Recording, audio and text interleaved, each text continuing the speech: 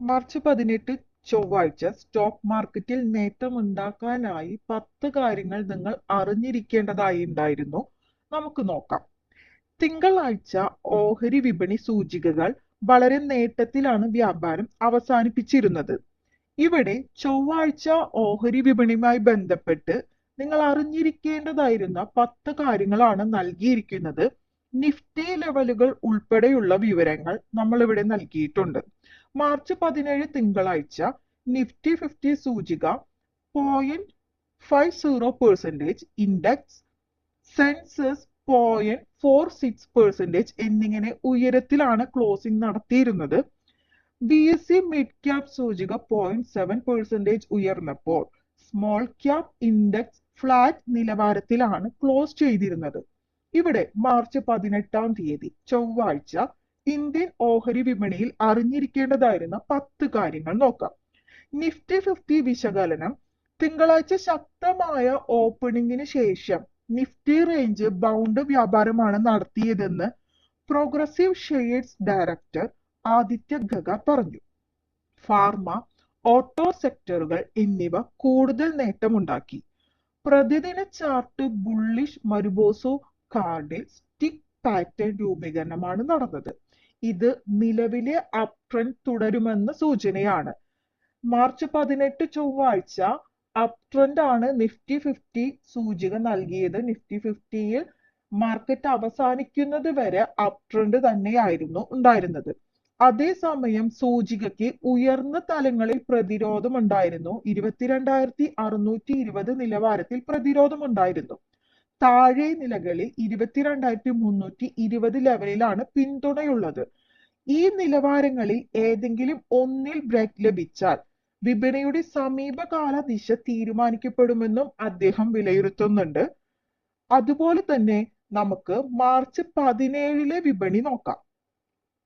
BSE census 341.04 പോയിന്റുകൾ ഉയർന്ന് 74,169.95 പോയിന്റുകളിലെത്തി. Nifty 50 സൂചിക 111.55 പോയിന്റുകൾ കയറി 22,508.75 പോയിന്റുകളിൽ വ്യാപാരം അവസാനിപ്പിച്ചു. നിഫ്റ്റി ബാങ്ക് ഇൻഡെക്സ് 293.75 പോയിന്റുകൾ ഉയർന്ന് 48,354.15 പോയിന്റുകളിൽ ക്ലോസിംഗ് നടത്തിയിട്ടുണ്ട്. ഇന്ത്യ വിക്സ് 1.02% ഉയർന്ന് 13.42 എന്ന നിലവാരത്തിലാണ്. ഇനി കൂടുതൽ ലാഭം നേടിയ 10 ഓഹരികൾ നോക്കുകയാണെങ്കിൽ IEX, മുത്തൂറ്റ് ഫിനാൻസ്, UPL, ഹഡ്കോ, Chambal fertilization, Voltas, Varun beverage, doctor Reddy's lab, granules India, jubilant food എന്നിവയാണ് നമുക്ക് കാണാൻ സാധിക്കുന്നത്. കൂടുതൽ നഷ്ടം നേടിയ 10 ഓഹരികൾ നോക്കുകയാണെങ്കിൽ Tube Investment, Prestige Estate, LTI Mindtree, UL Finance Bank, IIFL Finance, Twitter Technologies, Wipro, NALCO, Jio Financial, Tata Technologies ആണ് നമുക്ക് കാണാൻ സാധിക്കുന്നത്. മാർക്കറ്റ് ഡാറ്റ അനാലിസിസ് നടത്തുകയാണെങ്കിൽ മാർച്ച് 17 തിങ്കളാഴ്ച നാഷണൽ സ്റ്റോക്ക് എക്സ്ചേഞ്ചിൽ ആകെ 2,982 ഓഹരികൾ ട്രേഡ് ചെയ്യപ്പെട്ടു. ഇവയിൽ 1,134 ഓഹരികൾ നേട്ടത്തിലും 1,781 ഓഹരികൾ നഷ്ടത്തിലും വ്യാപാരം ക്ലോസ് ചെയ്തു. 67 ഓഹരികളുടെ വില മാറ്റമില്ലാതെ നിന്നു.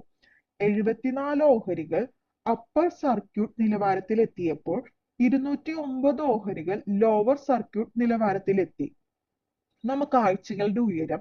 ഏറ്റവും ഉയരത്തിൽ നിൽക്കുന്ന വീക്ക് ഹൈ ആയിട്ടുള്ള സ്റ്റോക്കുകൾ നോക്കുകയാണെങ്കിൽ Avanti field, SRF, Kotak Mahindra bank, അതുപോലെ തന്നെ നമുക്ക് നാലാമതായിട്ട് പിന്നെ നമുക്ക് ഒന്നുമില്ല. ഇത്രയാണ് ആഴ്ചയിലെ ഏറ്റവും ഹൈ ലെവലിലുള്ളത്. ഇനി വീക്ക് ലോ നോക്കുകയാണെങ്കിൽ ഈ ആഴ്ചയിലെ ഏറ്റവും വീക്ക് ലോയിൽ വരുന്ന സ്റ്റോക്കുകൾ GR infra, financial industries, happiness mind, Vedant fashions, Sonata, route mobiles, Apar industries, NMT steel, Rajesh export, CCL products, Varroc engineering, Mahindra life, Balaji amines, LTI Mindtree, സൊറോ sanitary ware, AU small finance bank, VIP Industries, HPL Engineering, Ratan India Enterprise, Nuvoco Fitzarts, Sundaram Finance, Finance Cables, Tejas Network, Train, Tata Technologies, Tata Elxsi, Colgate, Central Bank, KNR Construction, IDFC First Bank, Hero Motors, Latest View, Stringfields, JMP Auto, IQVer Farmers, Titan Company, Raymond, Cyanide. നമുക്ക് ഇത്രയും കാണാൻ സാധിക്കുന്നുണ്ട്. നിഫ്റ്റിയിൽ നേട്ടമുണ്ടാക്കിയ സെക്ടറുകൾ നമുക്ക് നോക്കാം. നിഫ്റ്റിയിൽ നേട്ടമുണ്ടാക്കിയ sectors pharma, health care, finserv 2050, financial services, private bank, auto, metal, India manufacturing, commodities, services, engineering, construction, PSC, consumer durables, infra, IT. ഡോളറിന്റെ കാര്യം നോക്കുകയാണെങ്കിൽ ഡോളറിനെതിരെ വിനിമയ മൂല്യത്തിൽ രൂപ 0.11% ഉയർന്ന് 86.84 എന്ന നിലവാരത്തിലാണ് ഇപ്പോൾ നിലവിലുള്ളത്. വിദേശ നിക്ഷേപകർ, ആഭ്യന്തര നിക്ഷേപകർ മാർച്ച് 13 വരെ ഈ മാസം വിദേശ നിക്ഷേപകർ ആകെ 21,231.25 കോടി രൂപയുടെ ഓഹരികൾ അറ്റ വിൽപ്പന നടത്തിയപ്പോൾ ആഭ്യന്തര നിക്ഷേപകർ 26,450.36 കോടിയുടെ ഓഹരികൾ അറ്റ വാങ്ങൽ നടത്തിയിട്ടുണ്ട്. ഇവിടെ പറഞ്ഞ കാര്യങ്ങൾ ഏതെങ്കിലും തരത്തിലുള്ള നിക്ഷേപ വ്യാപാര നിർദ്ദേശങ്ങളല്ല, ലഭ്യമായ വിവരങ്ങളാണ്. നിക്ഷേപകർ സ്വന്തം ഉത്തരവാദിത്തത്തിൽ തീരുമാനങ്ങൾ എടുക്കേണ്ടതാണ്.